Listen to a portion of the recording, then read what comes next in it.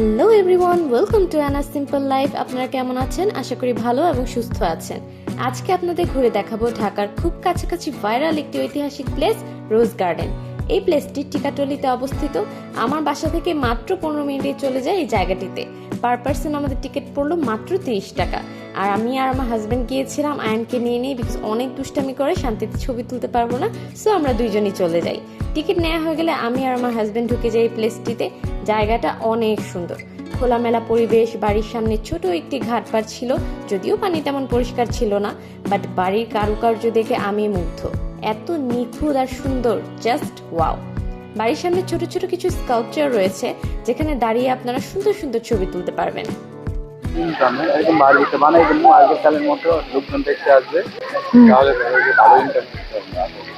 তুমি বানায় দাও। মমতাজের জন্য তাজমহল বানাইছে, আমার জন্য একটা বানায় দাও, তোমার ইনকাম হবে।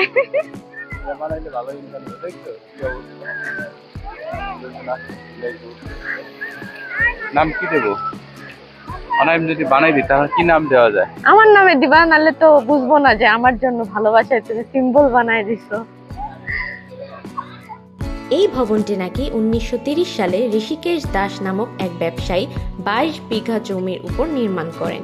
ভবনের বাগানের গোলাপের প্রাচুর্য থাকায় এই ঐতিহাসিক বাড়ির নাম দেয়া হয় রোজ গার্ডেন। 1949 সালে প্রতিষ্ঠিত হয়েছিল পূর্ব পাকিস্তান আওয়ামী মুসলিম লীগ।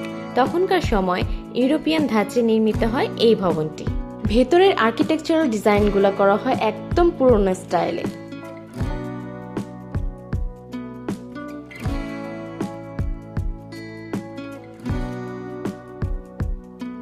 বাড়ির ভেতরেও কোনায় কোনায় ছোট ছোট অনেকগুলো মূর্তি ছিল। তো যাই হোক, চলেন আমরা এখন সেকেন্ড ফ্লোরে যাব। সিঁড়ি দিয়ে উঠলাম, উপরে উঠে দেখি কর্নারে আরেকটা সিঁড়ি ছিল একদম সাদা রঙের। ওই সিঁড়িটা দেখে আমার খুব ভালো লাগছে, ভাবছিলাম ছবি তুলবো, বাট আনফর্চুনেটলি প্রবেশ নিষেধ। দেখলাম ওই জায়গাটা কাউকে ঢুকতে দিচ্ছে না।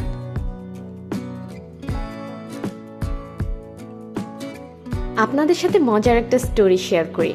আমার হাজব্যান্ড ভূত খুবই ভয় পায়। আগেরকার দিনে আসবাবপত্র দেখে সে বলতেছে, অনাই এখানে মনে হয় ভূত থাকতে পারে। তো আমি এটা নিয়ে খুব মজা করতেছিলাম যে হ্যাঁ, ভূত তো থাকবে, পেতনি থাকবে, তোমাকে ভয় দেখাবে। তো আমাকে দেখায় যে দেখো ওই যে কর্নারের লাল রঙের যে ডিমান্ডটা, ওখানে যদি ভূত বসে থাকে কেমন লাগবে। তো এটা নিয়ে আমরা দুজন খুবই মজা করতেছিলাম। যাই হোক, সেকেন্ড ফ্লোরে আমরা দুইটা বেডরুম দেখতে পেলাম। একটার মধ্যে একটা পুরুষের ছবি আর একটার মধ্যে একটা নারীর ছবি। নারীর চেহারাটা খুবই মিষ্টি ছিল, আমার খুব ভালো লাগছে। আমার মাথায় একটা জিনিস আসতেছিল যে বাড়িটা করার পর থেকে যারাই ছিল এই বাড়িতে, তাদের কতগুলো স্মৃতি না জড়িয়ে আছে এই বাড়িটির সাথে। অসাধারণ। দরজায় আবার আয়না লাগাইছে, দেখছো? তুমি তোমার চেহারাও দেখতে পারবা।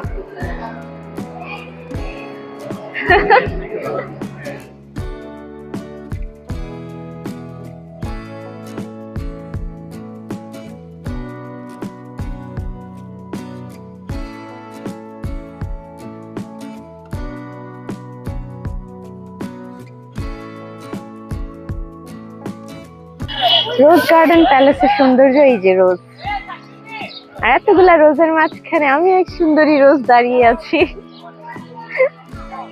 কেমন লাগতেছে আমাকে আজকে? খুবই কি আমার হাজবেন্ড স্পিচলেস।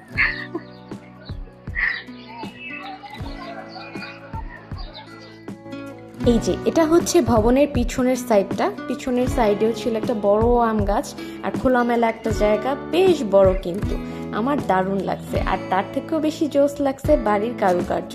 এত নিখুঁত, কত সুন্দর কারুকার্য ছিল, তাই না বলেন? পুরো জায়গাটা ঘুরে খুবই ভালো লাগলো, বাট আপনাদেরকে একটা কথাই বলবো, ছুটির দিনে ভুলেও যাবে না। এত মানুষের ভিড় থাকে যে কি বলবো, শান্তিতে ঘোরাও যায় না ঠিক মতো, আর ছবি তো তোলাই যায় না। সো ছুটির দিন ব্যতীত আপনারা চেষ্টা করবেন যাওয়ার, তাহলে সুন্দর সুন্দর ছবি ভিডিও করতে পারবেন। ঘোরাঘুরি শেষে আমরা দুইজন ঘাটপাড়ে বসে কিছুক্ষণ গল্প করলাম। গল্পের সাথে সাথে আপনারাও তাড়াতাড়ি আমার এই ভিডিওটি লাইক, শেয়ার এবং সাবস্ক্রাইব করে ফেলেন, অ্যান্ড ডেফিনেটলি বেল বাটনে ক্লিক করবেন to get updated all the video. Please guys subscribe করবেন, বিকজ আপনাদের সাবস্ক্রাইবে আমি খুবই ইন্সপায়ার হই। So please subscribe. এই ছিল আমাদের রোজ গার্ডেনের কিছু ছবি। কেমন লাগছে আমাকে কমেন্ট সেকশনে অবশ্যই জানাবেন, আর রোজ গার্ডেনটাও কেমন লাগলো সেটাও কমেন্ট সেকশনে জানাবেন। সো এখান থেকে আমরা চলে গেলাম খাওয়া দাওয়া করতে খিলগাঁওয়ের ট্রে স্টোরিতে। ভালো হালকা পাতলা কিছু খাওয়া দাওয়া করি। সো আমি পাস্তা নিয়েছিলাম, বিকজ পাস্তা আমার খুবই পছন্দ। এখানেও কিছু ছবি তুলেছি। খিলগাঁও তালতলার এই ট্রে স্টোরি রেস্টুরেন্টটা আমার খুবই ভালো লাগে, বিকজ ছবি তোলার জন্য পারফেক্ট। প্রত্যেকটা প্লেসে আপনি ছবি তুলতে পারবেন, অনেক সুন্দর।